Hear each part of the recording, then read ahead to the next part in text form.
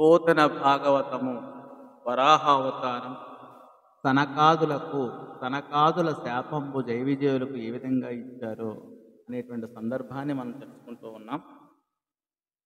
కాంచనారవరత్న కటకాంగులీలేక కాంచనానవరత్న కటకాంగులీయక హారకీయూర మంజీరధరుల గమనీయ సౌరభాగత మత్త మధుకర కలిత సద్వన మాలిక విరాజీ తోరస్థలుల గదాయుతులను ఘన చతుర్బాహునున్నతోత్సాహమతుల నారూఢ రోష నలారుణితాక్షుల భ్రూలతా కౌటిల్య పాలతలుల వేత్రదండాభిరాముల వెలయునమ్ము కుంద శుద్ధాంత మందిరాలింద భూమినున్న ఇద్దర సనకాది యోగి వరులు తోచుచును వృద్ధులయ్యునా శుభగమతులు. ఆ ద్వారపాలకులిద్దరూ నవరత్నాలు పొదిగిన బంగారు కంకణాలు, ఉంగరాలు, హారాలు, భుజకీర్తులు కాలి అందెలో ధరించి ఉన్నారు.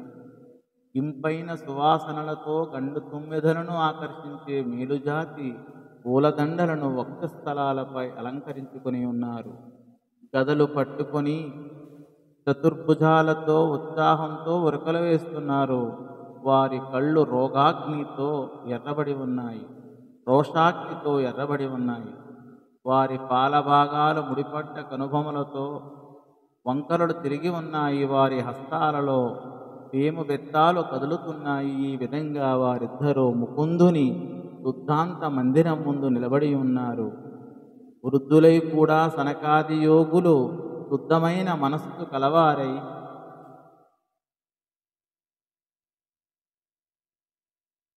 ఈ విధంగా ధీరత పంచాబ్దుల కుమారకు ధీరత పంచాబ్దముల కుమారకులై కానబడుచు మనమున శంక ఘోరక చతురాత్మకులని వారి గమనములడాయ వచ్చిన నిదురున్. చతురమతులైన ఆ సనకాదులు 5 ఏండ్ల బాలుర వలె కనిపిస్తూ అనుమానించకుండా నిరాటంకంగా ఆ ద్వారపాలకులను సమీపించారు అని ఈ పద్య భావము.